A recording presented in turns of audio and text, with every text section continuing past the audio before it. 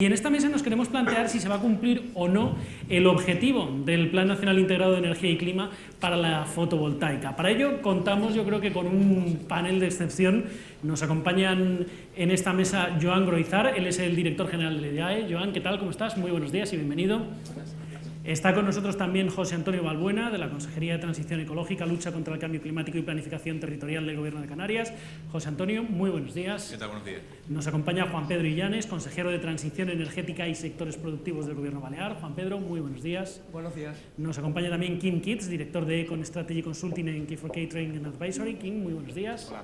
Y está con nosotros también David Ruiz de Andrés, CEO de Green Energy Renovables. David, ¿cómo estás? Muy buenos días. Hola, ¿qué tal? Bueno, aunque creéis que no, os veo a todos, os tengo totalmente controlados, con lo cual no me olvidaré de ninguno. Si os parece, vamos a hacer una pequeña introducción que nos va a hacer Joan un poco, pues para ponernos en situación y para que vayamos sentando las bases sobre las que vamos a hablar en los próximos minutos. Y les recuerdo también a todos ustedes que esto es una mesa que queremos que sea lo más interactiva posible, que tienen ustedes una app a través de la cual pueden hacer las preguntas que deseen y que en los últimos minutos de la mesa, pues para nosotros sería perfecto que nos enviaran preguntas para hacerlas, porque al final de lo que se trata es de que podamos responder a todas las dudas que les puedan ir surgiendo. Por tanto, Joan, ahora te cedo la palabra, todo tuyo.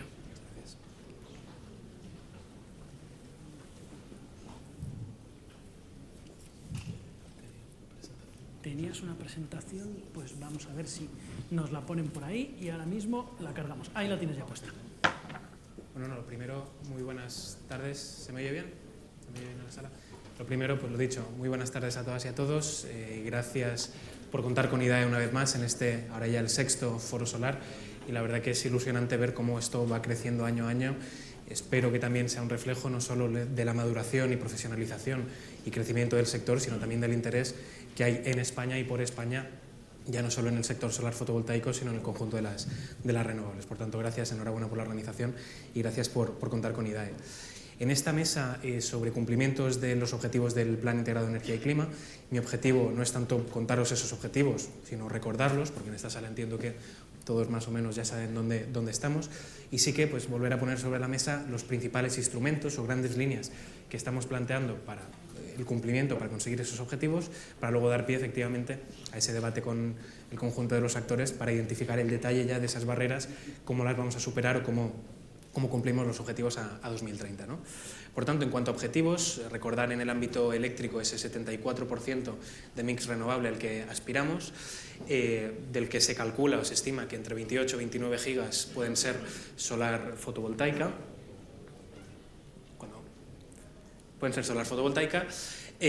unos 6 gigas en distintas configuraciones de almacenamiento de uno u otro tipo, y otra cosa que es relevante para nosotros que es no se prevé la necesidad de nueva capacidad fósil, ni siquiera de respaldo, ni siquiera para la garantía de suministro, lo cual es importante a la hora de evitar pues, activos varados que podamos tener que activar estos años que luego no vayan a ir a ninguna parte, ¿no? Es importante decir que estos 28-29 gigas son indicativos, es decir, el reparto por tecnologías de este mix que enseñamos es indicativo y la realidad dependerá pues, al final de cómo compita cada tecnología en cuanto a coste, pero no solo en cuanto a coste, tenemos unas prioridades de coste, pero también de ritmos, de compatibilidad con el territorio, de integración en la red. Por tanto, aquellas tecnologías que compitan en cuanto a costes, pero también en capacidad de ser tramitadas, capacidad de ser integradas y aceptadas por la red, son también factores que determinarán cuál es el mix que finalmente veremos en 2030, ¿no? Pero en todo caso, esto es nuestro cálculo, nuestro mix de partida, que cada 2 años en las evaluaciones, en las revisiones del PNIEC, se irá actualizando según el avance y la realidad en cada momento. En cuanto a los instrumentos, distinguimos 2 grandes líneas de actuación, uno sería más el quién y el otro la parte de infraestructuras. Empezamos por el quién, si os parece. Uno de los grandes objetivos del Plan Integrado de Energía y Clima es fijar al consumidor, a la ciudadanía, en su sentido amplio, administraciones, empresas, familias, en el centro del mix energético y del sistema energético en su conjunto. Por tanto, eso aplica evidentemente también a la cuestión del desarrollo renovable y lo hacemos por una cuestión muy práctica y muy pragmática, además de por convencimiento político o de estrategia, si me permitís.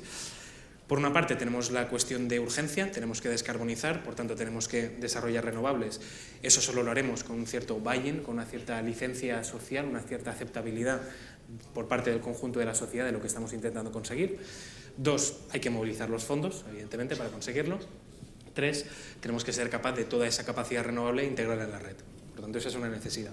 Y luego tenemos una realidad tecnológica, económico-tecnológica, de reducción de costes brutales, sobre todo en el sector de la solar fotovoltaica, pero también del almacenamiento y de otras.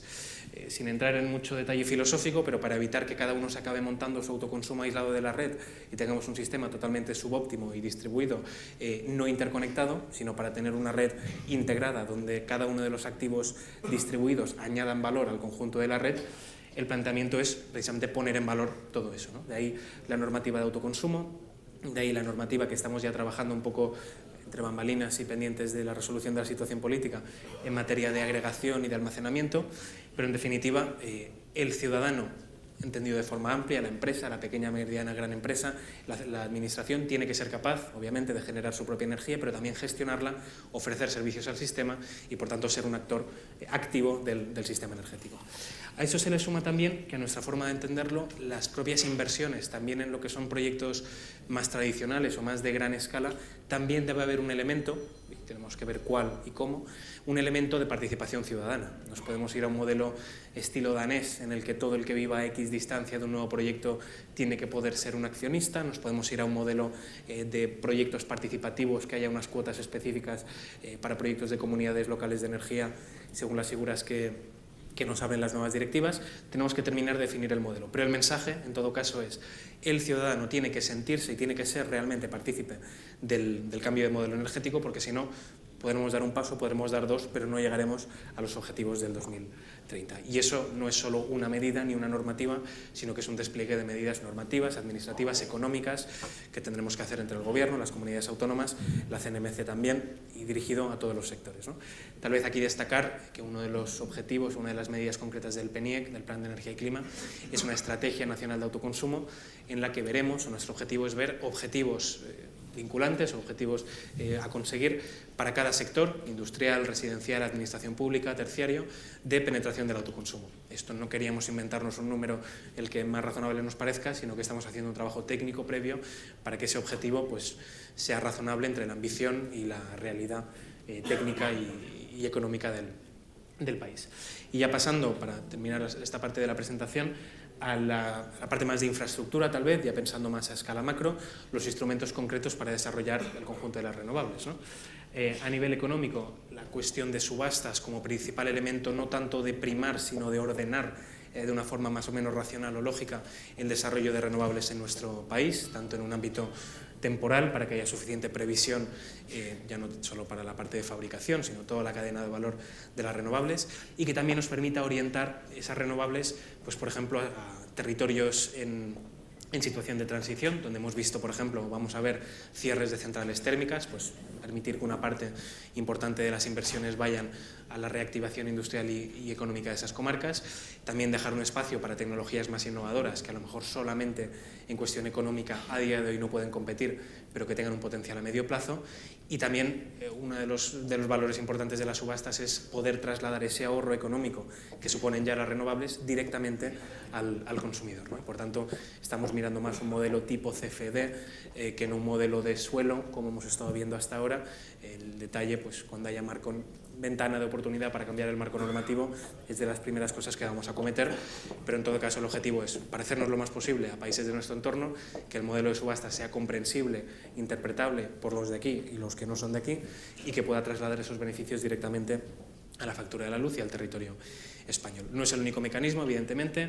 Planteamos también contratación bilateral, PPAs, pero dar una salida ya rápida y real a los PPAs. Creo que en una mesa posterior se tratará con más detalle, evidentemente el autoconsumo y la repotenciación también, para como mínimo mantener aquella potencia renovable que vaya llegando a su fin de vida útil y donde el alargamiento de vida útil ya no tenga sentido.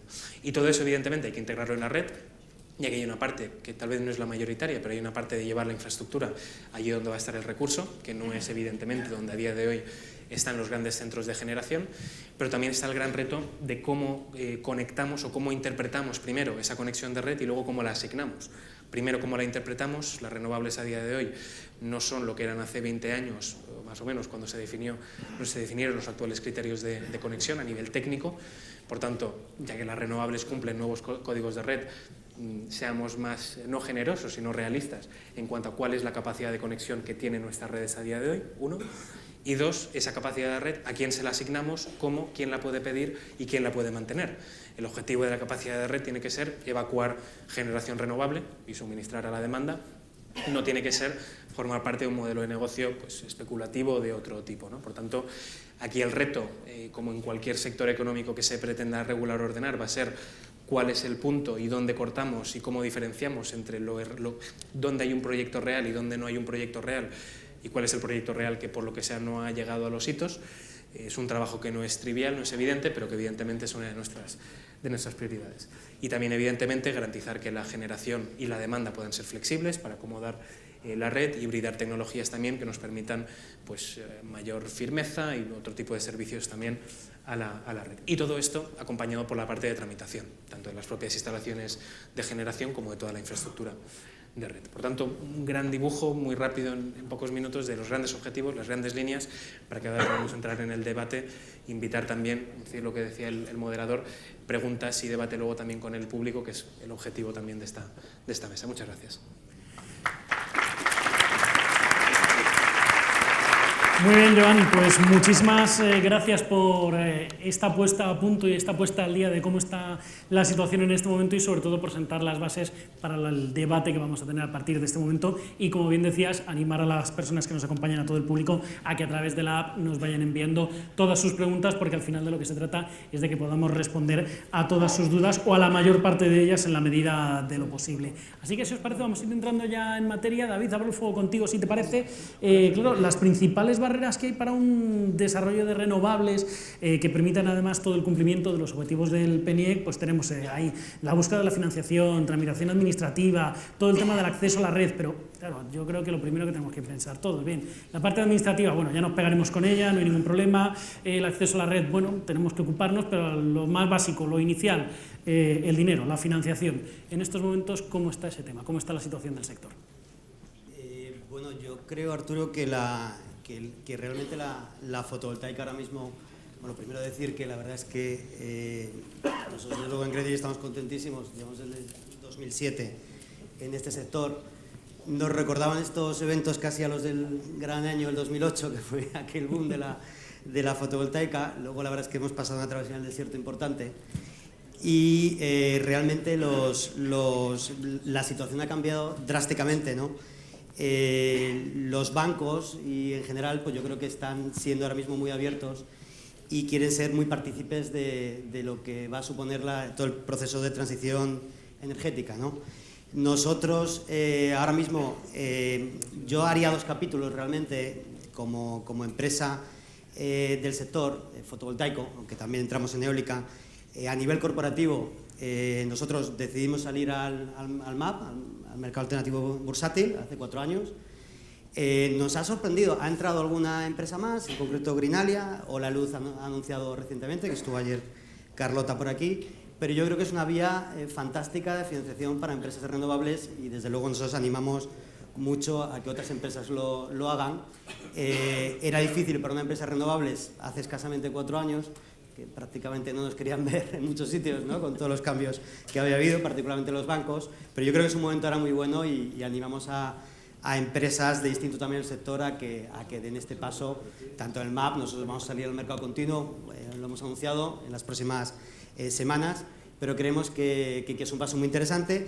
También a nivel de financiación corporativa, hemos anunciado la semana pasada una emisión de bonos verdes, la primera que se va a hacer en España en el MARF, de hasta 50 millones y bueno, también es otra vía, yo creo, corporativa muy interesante de financiación para empresas del sector, ¿no? En cuanto a financiación estructurada, yo creo que hay dos grandes retos, yo digo, que se enfrenta la comunidad un poco de financiadores para acometer todo este cambio. O sea, por una parte, tenemos el volumen, ¿no? Si estamos hablando de 60 gigavatios, creo, hasta 2030, bueno, puede haber distintas medidas, pero podemos estar hablando de 50.000 millones, 40.000 millones de inversión, y ello va a requerir la participación de actores, la participación de banca nacional, la participación de banca extranjera, que yo creo que ya está entrando de nuevo. Evidentemente los cambios regulatorios que sufrimos pues hicieron mucho daño, pero yo creo que ahora hay muchísimas ganas también por parte de los actores extranjeros y en el mercado hay muchísima liquidez para financiar en modalidad de project finance, ¿no? También creo que los bonds, la financiación por bonos de proyecto, pues es también muy interesante. Ha habido ya operaciones, yo creo, con bastante éxito, más bien para refinanciar plantas, digamos, de las que tenían prima, pero creo que también, yo creo que los mercados de capitales y realmente la financiación vía bonos, pues va a jugar un papel muy importante. Y en definitiva, yo creo que si se adoptan las políticas, que ahora hablaremos un poco, adecuadas, yo pienso que no debe ser la financiación realmente el problema. No hay que olvidar que en el famoso 2008 pues casi se movilizaron 18-20 mil millones de deuda solo ese año para financiar fotovoltaica, que probablemente es más de lo que necesitemos en los próximos 10 años para incorporar 30 gigavatios. Así que yo soy optimista en cuanto a la participación de los bancos y la comunidad financiera en todo este proceso. Joan, eso evidentemente imagino que una vez que uno empieza a analizar los planes y empieza a comprobar oye, cómo se tiene que desarrollar y que haya interés por parte de los inversores, es positivo, ¿no? Cuando dices, oye, vamos a ver cómo podemos ir avanzando en la estrategia que tenemos puesta en marcha. Efectivamente, para nosotros como administración, que haya interés por parte de los inversores No sé si se te oye, Joan, vamos a ver. No se le oye, ¿verdad? Bueno, pues vamos a probar a ver ahora. No, pues parece que tenemos algún problemilla con ese micro, entonces si te parece vamos avanzando. No te preocupes, Kim. Ahora volvemos con Joan. Kim, ¿a ti cómo lo ves tú? Se puede llevar el caballo al agua, pero el caballo no necesariamente va a tomar. Entonces, simplemente es cuál es el ámbito, el marco donde todo el mundo puede sacar un beneficio en particular sobre el tema. Entonces, ¿qué tipo de contratación va a tener los contratos? Yo lo veo más del lado de la banca, por ejemplo, hablando project financing. Entonces, ¿cómo lo van a ver? ¿A base de qué? ¿Cuál es la certidumbre de los ingresos que pueden entrar en el mercado hacia las plantas? Plantas tendrán PPAs, pero hay que acordarse que tú tengas un PPA corporativo, al fin y al cabo se está haciendo un benchmark a través de lo que estás mirando como los precios en el mercado diario, por ejemplo. Entonces el mercado de energía va a jugar un papel importante en determinar y dar luz o presentar más específicamente cuáles van a ser las opciones. Se está hablando mucho de la cuestión de la canalización, obviamente si tenemos muchísima fotovoltaica y a la vez hay viento en el medio del día, van a haber cambios significativos en la manera que se van a estar planteando los precios. Eso tendrá consecuencias en la manera en que la gente lo quiera contratar. Y estamos empezando, ya hace 12 meses, hace 18 meses, la gente andaba con mucho susto. Ya lo que me he dado cuenta en particular es que al poder hablar con gente que tiene un poquito de conocimiento de lo que ha ocurrido fuera, o regresa la gente con un poquito de pelo gris, digamos, que tienen experiencia de project financing en los días anteriores, de merchant market, mercados merchant, pues ahí se empieza a tener una conversación un poquito más inteligente. Los promotores y ya la banca pueden tener conversaciones que no se estaban teniendo hace 12, 18 meses. Sí, se me escucha ahora. Ahora se te oye perfectamente, alto y claro. No, la respuesta era muy fácil. Para nosotros como administración, evidentemente, es una muy buena señal que haya interés por parte de los inversores.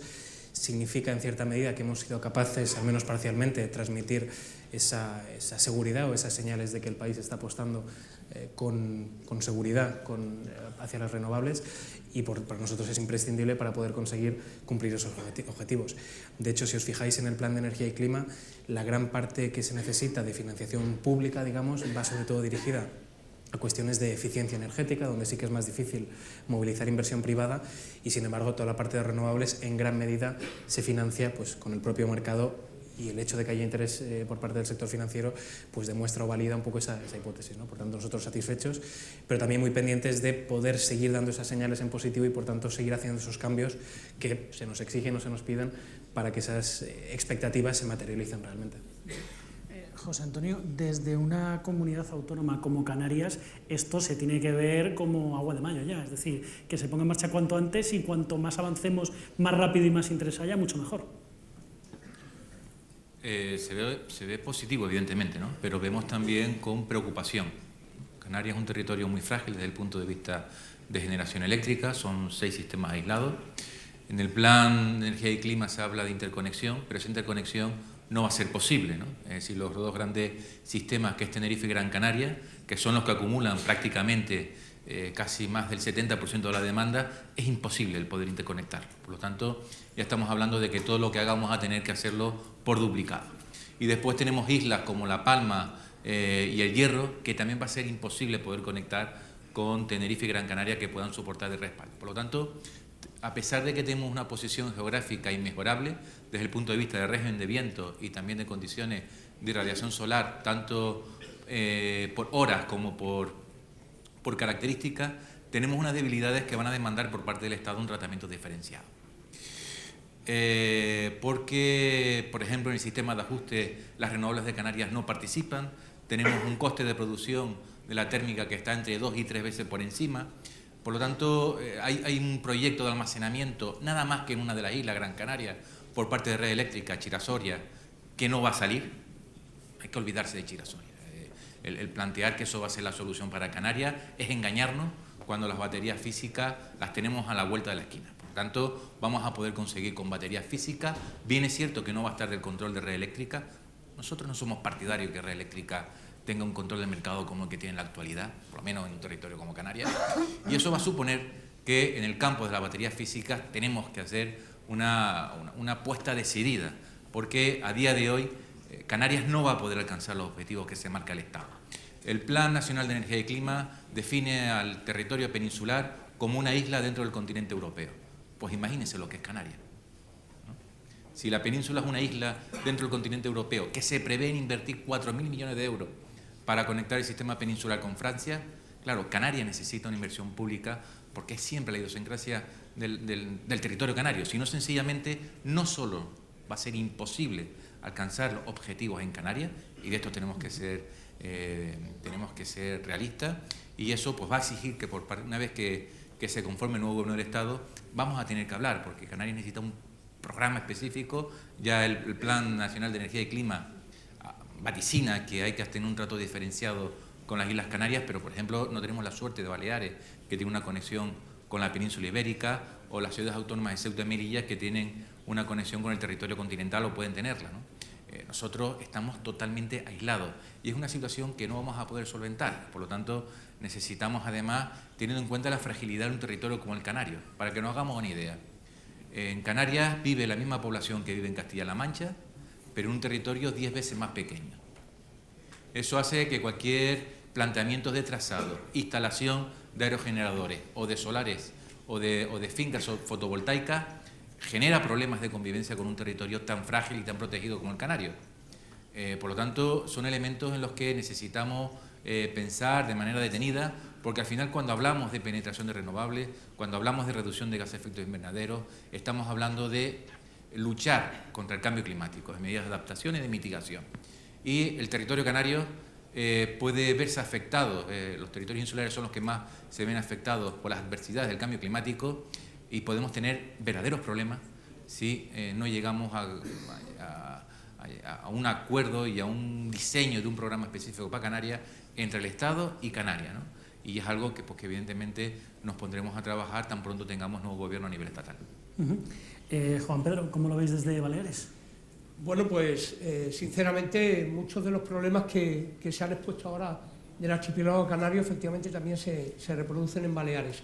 Es cierto que estamos conectados con la península, pero ahora mismo tenemos serios problemas en el tema de la conexión. Tenemos una isla desconectada absolutamente, que es Menorca, que depende exclusivamente de la central térmica de Mahón, con todos los problemas que eso supone en cuanto a emisiones y a una contestación social cada vez más importante acerca de la calidad del aire en la isla de Menorca.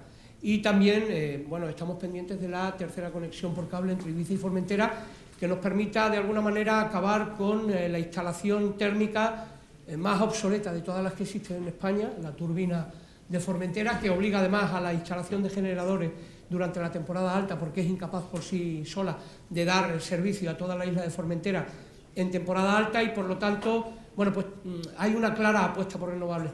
Sí que es cierto que en Baleares, y bueno, aquí está Joan, que fue uno de los artífices de ese instrumento, tenemos un instrumento legislativo en vigor enormemente importante, como es la Ley de Cambio Climático y Transición Energética. Que en la anterior legislatura, en febrero de este mismo año, se aprobara esa ley, yo creo que es una demostración evidente de que en Baleares nos hemos dado cuenta de que el modelo energético tiene que ser cambiado. Hablaba el consejero de Canarias de los problemas que tienen en Canarias. Yo podría enumerar algunos de los problemas que tenemos en Baleares. Primero, la diferente configuración de cada una de las islas. Desde islas muy pequeñas, como es la isla de Formentera, una isla que tiene entre 14 y 16 kilómetros de largo, en donde la instalación de energías alternativas, de energías renovables, se encuentra con la dificultad de que prácticamente todo el territorio está protegido, por lo tanto, difícilmente nos podemos plantear la instalación de parques solares. Es más, en la última subasta del IDAE, uno de los parques solares que se aprobó está en Formentera, y eso provocó una reunión enormemente tensa con el Consejo Insular de Formentera, precisamente por esa elevada protección territorial y paisajística que tiene un territorio tan frágil como la isla de Formentera. Aún así, tanto ahí como en Ibiza, en donde hay un porcentaje muy importante de la población que vive diseminado, pues habrá que fomentar todas las políticas de autoconsumo, porque creemos que ahí es donde puede estar el futuro, esencialmente de las pitiusas, en donde, ya digo, la instalación de parques fotovoltaicos es más complicada. Lo mismo ocurre en Menorca. Menorca ahora mismo es una isla que ha pasado de tener un 2% de energía procedente de renovables a un 20%, con las últimas instalaciones que se están realizando, tanto a través de subastas del IDAE como a través de subastas realizadas por el propio Gobierno Balear. Por lo tanto, Menorca viene a ser probablemente un esencial campo de pruebas para demostrar que efectivamente podemos dejar de depender de una central térmica que provoca enorme contestación social, que ahora mismo es necesario su funcionamiento porque no tenemos el cable de conexión Mallorca-Menorca. Hay un compromiso por parte de Red Eléctrica para que a mediados del año que viene Menorca esté conectada por cable con Mallorca, y por lo tanto la precariedad energética que ahora mismo tiene la isla pueda ser resuelta. Y luego nos encontramos con otro problema muy serio, y es que así como en Canarias se pueden plantear otras energías alternativas, realmente en Baleares no nos podemos plantear prácticamente sino que el cambio de combustibles fósiles a energías renovables sea a través de la fotovoltaica. Sí que es cierto que manejamos algunos proyectos de microeólica, pero no estamos en un territorio privilegiado, y en aquellos lugares en donde se podría pensar en instalar la energía eólica, que sería esencialmente Sierra de Tramuntana en Mallorca y el territorio de la isla de Menorca. Menorca es reserva de la biosfera, eso supone también un obstáculo, y la Sierra de Tramuntana es patrimonio de la humanidad, con lo cual también nos encontramos con ese serio problema. Por lo tanto, la apuesta por fotovoltaicas tiene que ser absolutamente necesaria, y en ese trabajo está precisamente el desarrollo y la implementación de la Ley de Cambio Climático. Hemos dado el primer paso. La semana pasada el Consejo de Gobierno aprobó la creación del Instituto Balear de la Energía. Va a ser una herramienta muy eficaz precisamente para conseguir la aplicación de la ley, y desde luego aquí sí que estamos abiertos a que la iniciativa privada empiece a girar sus ojos hacia Baleares, porque no basta sin duda con la iniciativa pública, también la iniciativa privada es muy importante. Luego, si tengo oportunidad, hablaré también de las posibilidades de financiar las comunidades locales de energías renovables a través del impuesto de turismo sostenible, del ITS. Hemos presentado un proyecto en ese sentido. Por lo tanto, quiero decir, lo que quiero trasladar a todo el auditorio es que en Baleares ya no hay vuelta atrás. Nos hemos dado cuenta de que no podemos sostener un parque automovilístico de 0,87 vehículos por habitante. Eso es equivalente al parque automovilístico de Estados Unidos, en un territorio de la enorme fragilidad que tiene Baleares. No podemos seguir emitiendo CO2 como lo estamos emitiendo a estas alturas, y por lo tanto la apuesta por renovables no tiene marcha atrás. A partir de ahora, quiero decir, es un propósito firme de que durante esta legislatura tengamos un desarrollo muy importante para que en el año 2030 tengamos ya una parte muy importante de la energía que se consuma en Baleares procedente de fuentes limpias, de fuentes renovables, y no de combustibles fósiles. Vía libre, puertas abiertas, importancia también de que el sector privado, de que la financiación mire hacia Baleares. Y ya que estamos, consejero, quería preguntarle también, aprovechemos ya para hablar de la administración. Yo decía antes que uno de los temas importantes en todo esto, sobre todo precisamente para que la iniciativa privada vuelva sus ojos a todos estos proyectos, es necesario facilitar la tramitación, ver cómo podemos agilizar todos los trámites. Yo no sé qué medidas se pueden ir estableciendo por parte de la administración pública precisamente para agilizar todos estos temas. Tiene que ser un objetivo absolutamente imprescindible. Si no hay esa facilitación de los trámites, nos podemos encontrar con un problema. Todo lo que hemos recibido ha sido un poco precisamente por esa condición de territorio limitado, y por los elevados niveles de protección que el territorio rústico tiene en todas las islas del archipiélago, la dificultad que tenemos en que los ayuntamientos en muchas ocasiones bueno, pues ponen pegas para la instalación de placas para autoconsumo en terrenos rústicos, y eso es una de las cuestiones que tenemos que tratar dentro del Gobierno de Baleares, es ponernos de acuerdo precisamente con los ayuntamientos para que se facilite de alguna forma ese trámite. Es cierto que cuando uno va por las islas y ya un poco por deformación profesional, aunque yo no soy directamente especialista en estos temas, ya va uno fijándose en dónde hay instalaciones de placas y probablemente muchas de esas placas no están autorizadas administrativamente, pero sin embargo hay una apuesta clara de efectivamente poder afrontar la transición energética. Por lo tanto, absolutamente necesario y precisamente de ahí la eficacia del Instituto Balear de la Energía. En primer lugar, porque tenemos que hacer una labor pedagógica muy importante. Una de las cuestiones que tenemos es que convencer a la población o conseguir que los ciudadanos y ciudadanas de Baleares puedan abandonar todas las reticencias que había respecto de la instalación de placas para autoconsumo, por la sencilla razón de que siguen con la existencia del impuesto al sol, lo que ocurría, no se daban facilidades. Efectivamente, una de las necesidades que tenemos es de iniciar esa tarea pedagógica para demostrar que efectivamente la fotovoltaica es una apuesta clara del Gobierno de Baleares y que no hay marcha atrás. Y en segundo lugar, habrá que establecer mecanismos de facilitación de todo el trámite administrativo, insisto, en cooperación tanto con los consejos insulares, a los que hemos pedido una zonificación. A los 4 consejos insulares se les ha reclamado una zonificación de aquellos lugares en donde se puede instalar parques fotovoltaicos, de manera que se agreda lo menos posible al paisaje, pero que también podamos tener producción suficiente para satisfacer la demanda de cada una de las islas, e igualmente que a través del IBE podamos facilitar ese trámite administrativo para que efectivamente los ciudadanos y ciudadanas de Baleares, junto con la administración pública, que también tiene que tener ese papel activo en la implementación de las energías renovables, pues sea un éxito en Baleares durante esta legislatura. Joan, que me habías pedido la palabra. Para complementar lo que comentaba el consejero, yo creo que efectivamente es fundamental que la administración ponga el máximo de facilidades posibles, y eso es dar el máximo de información de la forma más accesible posible para, oye, aquí vas a tener menos problemas que aquí, y también los trámites que sean lo más que añadan todo el valor necesario a nivel de protección ambiental, por supuesto, y de protección de seguridad y administrativa, pero no sean excesivos más allá de eso. Y sin embargo también, ¿no?, también romper una lanza por la administración y compartir también esta responsabilidad que creo que es de la administración y del sector. Sí que hemos visto, ¿no?, una profesionalización del sector y proyectos cada vez mejor preparados, más ajustados, pero no todo el mundo está en esa fase, ¿no? Hay muchos, lo vemos, es decir, tienes un despliegue, un spread de tiempos de tramitación muy distintos con una misma administración pública en función de cómo se presenta el proyecto, dónde se presenta y cuánto trabajo previo se ha hecho. Si tú vas a un sitio y de repente alguien lee en el BOE o en el Boletín Autonómico que se va a poner un proyecto no sé dónde y es la primera vez que me entero, es mucho más fácil que eso genere luego y se enquiste y genere preocupaciones que si se ha ido a hablar, se han identificado los agentes clave, sectores ambientales, sectores locales y se ha hecho ese trabajo previo, ¿no? Por tanto, fundamental el trabajo de la administración de agilizar, poner gente a tramitar, es decir, tener dotación de personal, que eso tampoco es fácil, y de dar el máximo de información posible, pero también esa responsabilidad, ¿no?, del sector de hacer los proyectos lo mejor posible, evidentemente, y con todo ese trabajo previo para que cuando llega la tramitación formal de ese expediente, en el territorio eso ya se conoce y ya se ha podido avanzar. Por tanto, creo que las dos patas son imprescindibles. José Antonio. En Canarias, en esta legislatura, hemos arrancado con la elaboración de la Ley de Cambio Climático.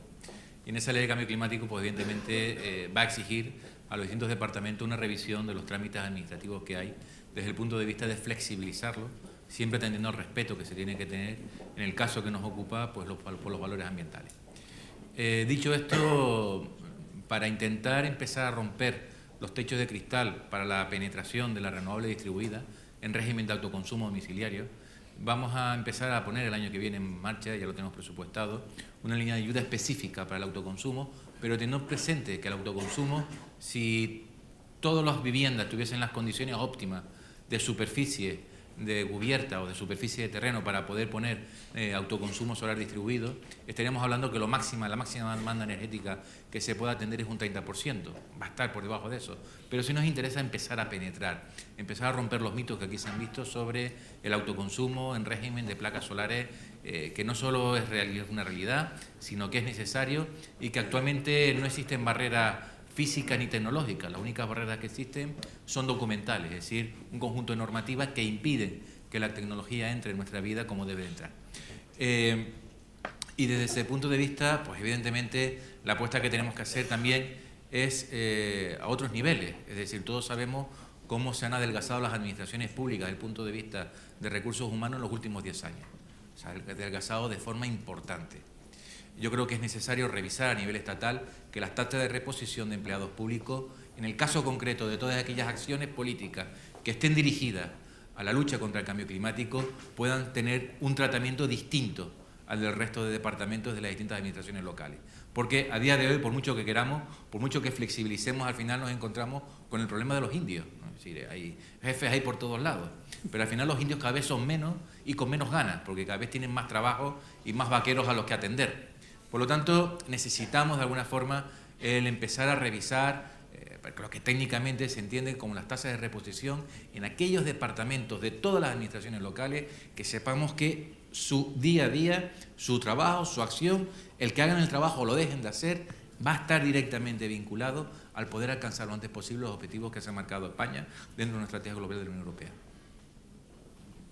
David, que te veo, Sí. te llevo viendo un rato ya con ganas. Bueno, yo yendo un poco a la península y volviendo al papel de la fotovoltaica, que en definitiva es un foro solar, ¿no? La fotovoltaica ha pasado de ser una tecnología que parecía hasta problemática, ¿no? Después de las primas tan elevadas que recibió, a ser realmente parte de la solución en todos los aspectos, o sea, en distribuida, en centralizada, a nivel comercial, a nivel industrial. Y realmente, bueno, una de las cosas que yo desde luego recordaré estas conferencias es que ya se ha dejado de hablar de megavatios, ahora se habla de gigavatios. O sea, yo venía ayer encantado con mis 900 megavatios en distintas fases de desarrollo, pero me di cuenta que es que no era nadie, vamos, es que aquí me hablaban de colegas de 3, de 5, de 4. Otra cuestión es si esto va a entrar, cómo va a entrar, quién lo tramita y si están preparadas las administraciones realmente para hacerlo, ¿no? Y un poco... y no solo creo que sea un problema de las islas, creo que es un problema de casi todas las comunidades autónomas, sobre todo las de recursos solar, que están los equipos realmente saturadísimos y los tramitadores muchas veces no están, y si queremos realmente agilizar y acelerar toda esta transición energética, pues es fundamental que se pongan los medios. Por una parte esta red eléctrica, que parece que sí que lo está poniendo, tiene más agilidad para hacerlo, pero luego hay consejerías que están verdaderamente colapsadas y que está suponiendo uno de los grandes problemas para facilitar todo este proceso, ¿no? En cuanto luego aprovechando que tenemos a alguien del IDAE también, yo, en cuanto a las subastas, ¿qué puede hacer la administración para agilizar todo este proceso? Yo particularmente, siempre es bienvenida una subasta en solar, pero creo que realmente la ola que tenemos y la predisposición, ya los bancos están empezando a entender también y hacer la transición de lo que fue el feed-in tariff y las primas, a entender qué es un PPA, qué es riesgo merchant. Yo creo que se están cerrando contratos bilaterales y yo creo que no va a haber ningún problema simplemente dejando al sector privado en cumplir y superar los objetivos en gigavatios de la fotovoltaica, ¿no? Quizás sí es muy importante, porque la fotovoltaica no puede ir sola en todo este proceso, favorecer políticas pues, que favorezcan evidentemente el almacenamiento. Oye, pues ahí hemos visto en Estados Unidos, en Australia, pues más 1 hora, más 4 horas, o sea, políticas de este tipo que ayuden a, bueno, pues evidentemente a favorecer toda la introducción de estas energías y de todo este proceso del sistema. Joan, yo le voy a coger el guante de David y precisamente, oye, hablando de todo el tema de acceso a la red, ¿cómo resolvemos ese exceso de solicitudes y sobre todo en qué línea tenemos que ir con la regulación de acceso y conexión? Me parece un debate interesante precisamente, ¿no? Porque si tú miras los permisos de acceso que hay solicitados, ya hemos cumplido el plan de energía y clima y ya está, ¿no? Y ahí me encantaría... Bueno, pues nada, vámonos. Entonces, efectivamente, nos levantamos, me voy, me dimito y me dedico a otra cosa. Y además, si la conexión está pedida y los recursos financieros ya están, pues con más razón, ¿no? La pregunta es qué proyectos hay o no detrás de esas solicitudes. Lo vimos en el mecanismo de subastas anterior. Una cosa era ganar la subasta o que se te adjudicara una potencia a la subasta y luego a ver esto con qué proyecto lo coloco, y pues da la sensación, y hablando con distintos agentes, de que podríamos estar ante una cosa similar, ¿no? Por tanto, no me preocupa tanto el número de solicitudes como qué hay detrás de esas solicitudes realmente. Si hay proyectos, no hay proyectos. Lo que está claro es que la capacidad de red, sobre todo para conexión renovable, es un recurso escaso. Si bien es privado, es de interés público, es decir, aunque la titularidad sea de quien es de interés público, y por tanto lo que tiene que estar es a disposición de los objetivos que tenemos como país, ¿no? Y por tanto, de la misma forma que una subasta no puede ser, oiga, dígame usted cuántos megavatios va a poner y luego usted ya encontrará o no esos megavatios en tiempo y forma, y pues están a punto de cumplir los plazos y veremos si realmente se llega o no se llega. Con los horizontes tan apurados que tenemos no podemos permitirnos, oiga, a usted le doy X megavatios y ya veremos de qué forma o no me los presenta, ¿no? Por tanto, aquí es verdad que hay un tema competencial entre la CNMC y el Gobierno, y hay que ver a quién le toca hacer cada cosa, y es un ejercicio de bisturí jurídico para ver cómo se reparte, pero el concepto general es la capacidad de red tiene que ir asignada a proyectos, los proyectos tienen un proceso de maduración y tenemos que ver cómo casamos esa capacidad de red a los proyectos reales. El ejercicio concreto de quién y cómo es lo que estamos trabajando precisamente, y como he dicho antes, no es trivial, y seguramente que en ese ejercicio de separar, pues algún caso muy concreto, muy flagrante habrá, ¿no? Porque la definición no siempre es muy evidente entre yo esto lo he pedido porque sí, porque a ver qué cae, y esto lo he pedido porque tengo un proyecto concreto. Entonces es difícil, y también aquí el sector, pues en ese diálogo público-privado que siempre queremos mantener, pues el ejercicio es afinar lo máximo posible. Pero el objetivo general es que el acceso y conexión vaya ligado a proyectos reales, y si no hay proyectos reales, pues no debe poder haber acceso y conexión para una cosa hipotética que ya veremos. Porque no tenemos tiempo de ver qué hago con este permiso dentro de 10 años o 5. Yeah, use it or lose it, right, to be blunt. La intención que tienes, y tú puedes decir todo lo que... Yo soy un economista, entonces yo puedo hablar sobre stated preference and revealed preference, que es lo que tú dices que tú quieres hacer y lo que tú de verdad haces, que lo único que importa es lo que tú de verdad vas a hacer, porque estamos hablando de unas metas concretas con un objetivo político, sociopolítico, económico, y es muy claro lo que tenemos que llegar a hacer. Entonces, si tú tienes una conexión o acceso a una conexión, pero al fin y al cabo lo que estás usando es, bueno, pero ahora ya vengo con lo demás, ¿vale? Yo me crié en Venezuela y todo eso, bueno, ahorita. Eso no va a funcionar. No tenemos tiempo para ahorita, tiene que ser ya, o si no, pasa el batón a otro para que pueda montar el proyecto. Poniéndolo en muy contexto, bueno, pero ¿qué tipo de perfección tiene que haber? Por ejemplo, yo estoy del lado de David, que yo no creo que las subastas se necesiten hasta que se necesitan. Por ejemplo, ¿por qué tuvimos las subastas en el 15, 16, 17? La gente se olvida. Pensaba que era, teníamos que reimpulsar el sector. Y yo decía, no, porque habían unos planes para el 2020 y no íbamos a llegar. Y el gobierno intervino cuando tuvo la necesidad de hacerlo. Eso me interesó a mí. Vale, la manera en que se organiza la subasta ya puedes tener una conversación separada, porque ya lo que hizo Portugal, lo que hace Abu Dhabi, África del Sur, pero en el contexto, entonces aunque yo diga que soy contra, que no estoy muy favorable a las subastas, en el contexto de las islas no hay, en mi opinión, no hay otra manera de moverlo. Bueno, autoconsumo ya es otra cosita, pero en el contexto que se necesite una coordinación entre tantos elementos tan importantes, es que uno no lo puede, yo no lo voy a tramitar y después otro que está buscando una solicitación y después otro, no, que el gobierno nos diga, o el gobierno regional o la municipal nos diga aquí, y ahí podemos correr una subasta que sea más específicas, tailor-made, if you will, right? Así, que sea más específico, pero por lo general hay que dejar. Pero hablando de qué tipo de perfección tienes que llegar al momento de tener tú ya tu proyecto en operación, pues a ver, no se alocaron 8 gigas en las últimas... entre eólico, un poquito de bio y la fotovoltaica, todo eso no va a haber llegado a su punto de operación al final de este año, ¿vale? Entonces, en teoría, hasta tenías tú una base para poder ir a los bancos y pedirle préstamos y todo lo que tú quieres, y había delays. Entonces, tiene que haber, aunque se hagan y con la mejor voluntad, siempre va a haber, tiene que haber más, digamos, en el embudo, tiene que haber más proyectos arriba de lo que vamos a realizar. Lo sabemos. Y al fin y al cabo, nosotros estamos aquí jugando un juego de papel, tenemos 900 bajo desarrollo, y yo he escuchado, tengo 5 gigas bajo desarrollo, digo, good luck with that, ¿vale? Porque ya veremos cuántos de ellos tú de verdad puedas realizar. porque es un esfuerzo y es multidisciplinario y ya se va a ver. Pero por eso yo digo que no pasa nada, que Joan va a tener cosas que hacer, vamos a esperar unos años a ver lo que pasa y vamos a empezar a decir quién va a venir aquí al Foro Solar y va a estar y va a decir, no, que necesitamos subasta, pero tú nos dijiste aquí que no se necesitaban, ya tú vas a ver. Pero entonces, mójate, ¿se van a cumplir los objetivos o no se van a esa es en la situación actual que tenemos, con el panorama actual que tenemos? Yo diría que sí, pero por razones, o casi, pero porque yo veo la reta de una manera diferente que lo ve la mayoría de la gente. Entonces yo lo que estoy mirando son 74% de energía renovable. Yo digo, ok, ¿qué es lo que quiere decir eso a base del estudio del PNIEC?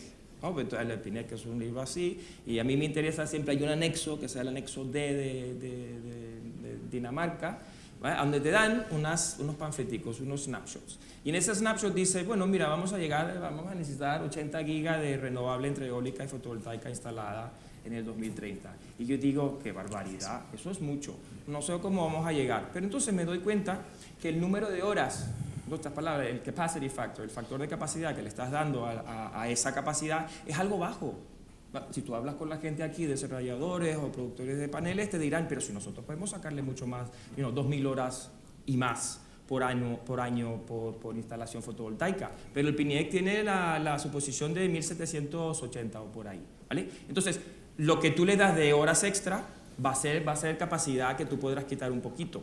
Lo que yo quiero al fin y al cabo es que la gente empiece a pensar más de reta. El reto aquí es quitar la termal. Si quitamos la termal es quitarle el dióxido de carbono. Quitamos el dióxido de carbono, no importa cuál sea la renovable, con tal de que pongamos las horas necesarias.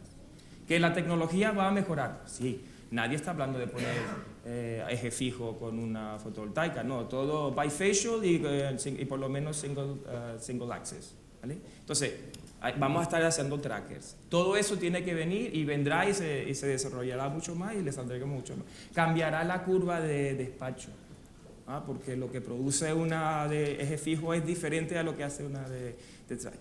Va a cambiar, le vamos a sacar más horas. La renovable yo creo que vamos a llegar bastante cerca a los objetivos del PNIEC, porque vamos a entender que cambiar el chip y en vez de estar hablando sobre gigavatios o megavatios, vamos a empezar a hablar sobre teravatio hora, gigavatio hora, y ahí vamos a encontrar que será más interesante. ¿Qué es lo que pudiese interrumpir la habilidad de llegar? Hombre, yo creo que la gente se le olvida, especialmente cuando miras de fuera, todo el mundo cree que en España estamos en la playa todo el tiempo y el sol siempre brilla y hace calor.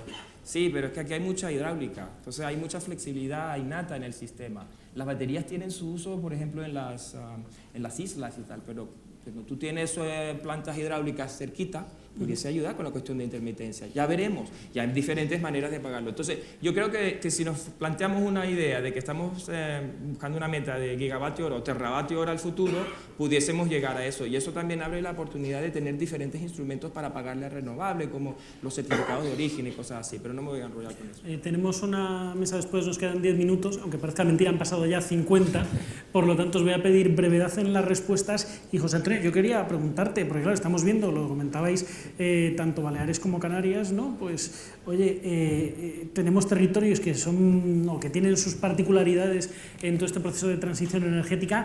Yo no sé de qué manera creéis, si ya habéis esbozado algunas cositas de cómo sería una buena fórmula de desarrollar las renovables, pero yo no sé si a lo mejor a través de subastas de fondos FEDER o de subastas estándar con un precio por la energía. A ver, las subastas son necesarias. Evidentemente, tanto de una forma u otra, que lo que nos permita hacer una penetración de renovables, bienvenida sea, ¿no? Pero sigo insistiendo, con eso no nos quedemos contentos, porque ya estamos en un momento donde tenemos colmatada la capacidad de penetración con nuestro sistema actual. Hay elementos que hay que cambiar, ya lo dije antes, solo el cambiar en la administración local, que parece Rocinante, el caballo de Sancho de Quijote, a que parezca un caballo más bravo, con más músculo, sino también hablamos de instrumentos como la ley del 2013, que ha sido nefasta para el sector eléctrico y que en Canarias tiene unos efectos lamentables, ¿no? Es decir, existe una serie de elementos que las renovables no va a ser la única opción. Si solo atendemos a la renovable, ya puedo decir por aquí que no vamos a alcanzar los objetivos, por lo menos en Canarias, donde tenemos una dependencia del 97% del fuel oil. Es decir, la capacidad de producción térmica es 97%. Por lo tanto, lo que tenemos que caminar es mucho. Es decir, a día de hoy, por parte del Gobierno del Estado, se sigue impidiendo tareas de mantenimiento de centrales térmicas que nos está poniendo en una situación muy delicada la isla Canarias. Entonces, ese tipo de cosas hay que hacérnoslas ver de forma muy profunda, porque al final, cuando tengamos un cero energético, como ya tuvimos en Tenerife el pasado 29 de septiembre, con un tiempo espléndido, no había ni una brisa de viento y tuvimos un cero energético en toda la isla de Tenerife, este tipo de episodios se van a seguir produciendo si se nos sigue tratando con el mismo rasero que el territorio peninsular. Juan Pedro, ¿cómo lo veis vosotros? Nosotros lo vemos, las últimas subastas que se han realizado han sido todo un éxito, tanto la promovida por el propio Gobierno de Baleares como la propuesta por el IDAE, y la verdad es que se han presentado más proyectos de lo que las subastas estaban capacitadas, y como muy bien comentabas, para nosotros en territorios insulares la subasta sigue siendo un sistema eficaz. Aún así también, antes lo comentaba, tenemos un instrumento como es el impuesto de turismo sostenible, que nos permite de alguna manera también apostar por la implantación de renovables. El proyecto que hemos presentado desde la Consellería es el de las comunidades locales de energías renovables, en donde vamos a intentar implicar a iniciativa privada, hostelería esencialmente. Va a dar ejemplo también la administración pública, como no puede ser de otra manera, pues también poniendo a disposición sus instalaciones para producción de energía. Y una de las cuestiones que queremos afrontar a través de estas comunidades de energías renovables es el poder combatir la pobreza energética, que es un tema que nos preocupa esencialmente. Primero, ¿por qué? Pues porque, como ocurre en Canarias, con la aprobación parcial del régimen especial de Baleares, bueno, pues seguimos teniendo todo el régimen fiscal sin aprobar. Eso significa que la energía sigue siendo más cara que en la península. Es cierto que contamos con la ventaja de que recibimos una parte importante también de renovables a través de los cables de conexión, y lógicamente a nosotros todo lo que suponga que en la península se aumente la posibilidad de producción de renovables también va a revertir en beneficio de Baleares desde el momento que estamos interconectados con la península. Pero creo que, sinceramente, donde tenemos que hacer el esfuerzo es dentro de nuestro territorio y siendo nosotros los que nos movamos. Es decir, no conformarnos con lo que nos viene dado, sino ir progresando en todas estas cuestiones. Hay un tema que nos preocupa enormemente, que es el tema de la movilidad eléctrica, que también tenemos las competencias en la Consellería. ¿Por qué? Precisamente por lo que he comentado. La principal fuente de producción de CO2 en Baleares no son las centrales térmicas. Tenemos previsto cerrar 2 unidades de Emburterar a principios del año 2020. En Mallorca tenemos previsto también modificar las unidades de fuel a gasoil y las de gasoil a gas en la central térmica de Mahón para reducir las emisiones a la atmósfera, pero tenemos un problema muy serio con la cantidad de vehículos que se mueven por las islas. Bueno, pues una de las cuestiones que queremos promover es la movilidad eléctrica, pero además la movilidad eléctrica autosostenible, es decir, que sea las propias instalaciones las que promuevan efectivamente que podamos apostar por un parque móvil electrificado, porque eso significa también una forma muy importante de poder combatir todo el tema de las emisiones a la atmósfera que tenemos en Baleares. Oye, habéis calentado, ¿no? Me refiero, después de estos 50 y tantos minutos habéis calentado bien. No lo digo porque ahora empieza el examen, de verdad. Pues ya tengo aquí las preguntas que nos han ido enviando y hay alguna compleja. Os pido, eso sí, que seamos lo más breve posibles para que intentemos responder a la mayor parte posible, ¿de acuerdo? La primera, Joan, directa para ti. ¿Por qué subastas para fotovoltaicas si el mercado ya de por sí facilita la inversión sin ayudas? Otra cuestión es si hace falta apoyo a tecnologías o territorios. Como se comentó ayer, hay riesgo de canibalización de precios y márgenes en toda la cadena. Pues precisamente hay una parte de tecnologías, por ejemplo, de gestionabilidad, y otra parte de territorios. Hablamos de los territorios insulares, pero también territorios ligados a cierre de centrales térmicas, por ejemplo, o el cierre de otro tipo de actividades. Y una de las herramientas que tenemos como administración para dirigir inversiones hasta estos territorios es la de subastas. Y otra que es muy clara, las renovables suponen un ahorro del precio, del coste de generación eléctrica muy fuerte. Si queremos que la transición energética vaya para adelante y tengamos esa licencia social para que donde yo antes veía monte, ahora vea monte y una plaquita, o monte y un molino, esos ahorros no pueden ir solamente a cuenta de resultados. Esos ahorros, una parte de esos ahorros de los costes tienen que ir a la factura de la luz, y las subastas lo que permiten, si se diseñan bien, es que precisamente una parte de ese ahorro lo podamos recuperar en la factura de la luz. Es fundamental para el ciudadano, que es el que vota y el que acepta y el que no monta una plataforma en contra del proyecto de no sé quién. Es fundamental para el industrial, porque al final tenemos toda una cadena de valor tenemos fabricantes de componentes electrónicos, a lo mejor no tanto de paneles, pero de componentes electrónicos de distintas partes de cadena de valor. La industria en España sí va a ser competitiva, lo va a ser también porque va a tener costes energéticos eficientes, ¿no? Por lo tanto, el tema de revertir ese ahorro en la factura de la luz es importante. Y luego ordenar. No me vale de nada que tenga un pico de demanda un determinado año y luego 3 años de, si me lo permitís, sequía. Eso se carga cualquier cadena de suministro y, por tanto, poder dar una previsibilidad de un mínimo que vaya a salir a subasta. Si luego el mercado es capaz de hacer o ni presentarse y hacer más, fantástico, o sea, muy felices y muy contentos. Pero como mínimo, ese mínimo que pueda dar las señales a los fabricantes de aerogeneradores, de placas, de toda la cadena de suministro, de saber que en España tienen futuro y tienen un futuro sostenido que les justifique esas inversiones en sus casas matrices, por ejemplo, para poner sus fábricas en España. Por tanto, no es solo el cuánto, es el cómo y todos esos factores añadidos que también son importantes. Yo quería, haciendo referencia a las subastas, y reiterándome la idea de que yo creo que ahora mismo la ola de la fotovoltaica, con la excepción evidentemente de las islas y determinados segmentos, no necesita quizá ahora mismo las subastas, porque ese fin yo creo que se va a conseguir, pero sí que quería levantar que es muy importante que se diseñen bien.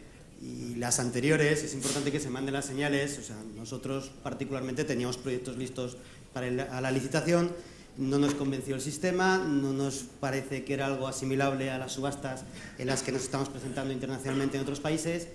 Y, hombre, no nos parecería nada justo que ahora se generara algún tipo de moratoria o algún tipo de prórroga para aquellos actores que decidieron arriesgar y decidieron bueno, pues comprometerse a una fecha. Y creo que el problema es más de la eólica que de la solar fotovoltaica, que en general creo que va a haber un grado de cumplimiento mucho más alto, pero creo que es fundamental que se manden las señales adecuadas de credibilidad, ya que de lo contrario, evidentemente, nos parecería... Más preguntas que tengo por aquí. Teniendo en cuenta las expectativas a nivel de crecimiento y capacidad instalada de fotovoltaica y, entre otras cosas, el porcentaje de penetración de autoconsumo, 1. ¿Cuáles son los impactos a nivel del precio merchant para 2025-2030? Obviamente bajada. Y 2. Implicación para la rentabilidad de los modelos de negocio a nivel de PPAs. Gracias. No sé quién quiere lanzarse de los 5. Bueno, el Electron es igual. Right? So, al fin y al cabo, cuando la predicción de cuando estamos mirando hacia el PNIEC y ex penetración de fotovoltaica, uno tiene que tener en mente que algo podrá ser grande, otro será autoconsumo, así que hay que estar al loro. No podemos estar hablando de los gigas que tenemos de planteamiento, porque sí, de repente va a entrar una compañía nueva con un modelo diferente y podrá abrir ese mercado de autoconsumo de una manera más importante. No hay la infraestructura aquí para desarrollar eso en la manera que hay en Alemania o ahora en Inglaterra y lugares así. Eventualmente sí la va a haber y entonces va a cambiar la matriz. Y ahí la gente que tiene las grandes va a tener que estar observando muchísimo más de cerca lo que está ocurriendo en el sector del autoconsumo. ¿Alguno más que quiera contestar por aquí? No, pues venga, siguiente pregunta. ¿Hay algún borrador o propuesta normativa elaborada por IDAE o MITECO en relación a las comunidades ciudadanas de energía, el agregador y el acceso a los mercados de flexibilidad? Work in progress. No tenemos ahora mismo, es decir, se está trabajando a nivel técnico, no hay nada publicado evidentemente. Primero porque si lo sacamos, los 5 minutos me acusan de electoralista y de 1000 otras cosas y por tanto... Ni que estuviéramos en campaña electoral. Por eso. Por tanto estamos haciendo el trabajo técnico primero. Las directivas se han venido aprobando los últimos meses, ahora ya hacia principio de año. Tienen todas unos hitos muy claros de fecha tope para transposición. Es verdad que en renovables tenemos un poquito más de tiempo que en eficiencia, pero bueno, estamos siendo responsables a pesar de estar en funciones y por tanto el trabajo técnico de la transposición de esas directivas se está haciendo. Cuando haya un gobierno en plenas funciones que pueda lanzar a tramitar esos borradores, así será. Y precisamente, tengo otra pregunta por aquí de subastas que se me había escapado. Nos dicen, en el instrumento de la subasta, ¿tenéis pensado, además de dirigirlas al fomento de territorios concretos, tecnologías concretas y participación de consumidores, si no pensáis que también debería dejarse una potencia para promociones pequeñas y sociales que permitan que la riqueza quede en el territorio? Sí. En corto, la idea de participación lo estamos valorando en un sentido muy amplio, es decir, no te sé decir si son proyectos participativos, si son proyectos pequeños donde es más probable una participación social, pero ese es el planteamiento. Bueno, nosotros ya estamos apreciando un cambio claro de percepción acerca del tema de las renovables en la industria hotelera, una industria que además, bueno, es enormemente potente a la hora de capacidad de producción de energía renovable en Baleares.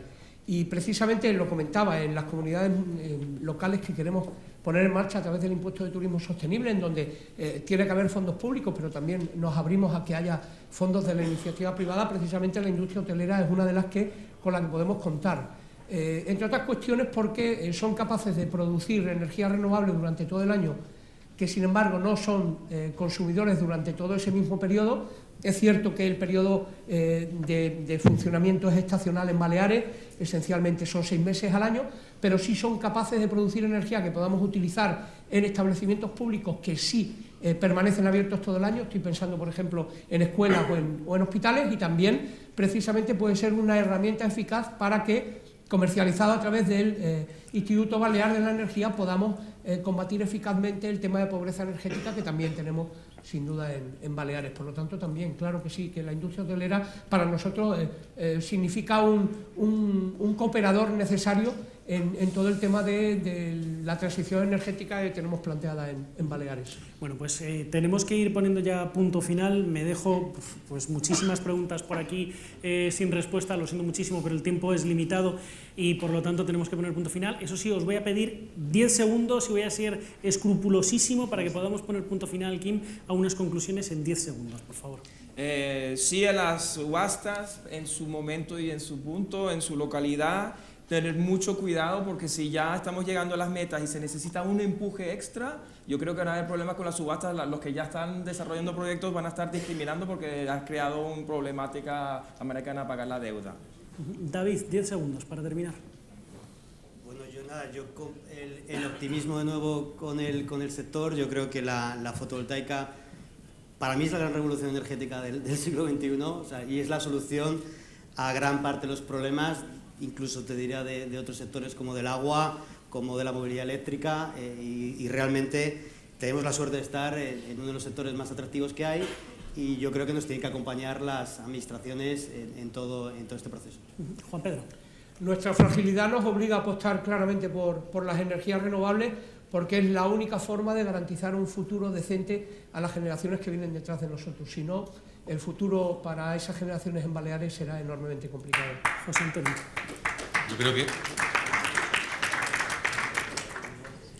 Yo creo que la apuesta por la energía renovable no es una opción, es ya una obligación.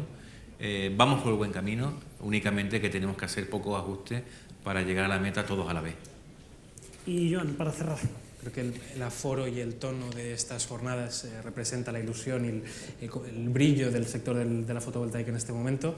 Mi invitación al sector es mantengámoslo, ¿no? Que esto sea entre administración y sector, que sea constante, que siga con esa fuerza, que no sea un pico, y mantengamos o incrementemos el diálogo público-privado para que hagamos la subasta bien, para que hagamos la conexión bien, para que se hagan los proyectos bien y, en definitiva, no sea una burbuja que estalle, sino que esta ilusión siga creciendo y el trabajo pues se haga bien, se hagan sus tiempos y al final pues lleguemos a donde tenemos que llegar todos. Pues señores, un auténtico placer. Gracias también a la Unión Española Fotovoltaica, UNEF, por permitirnos esta mesa de debate y hasta la próxima. Muchísimas gracias.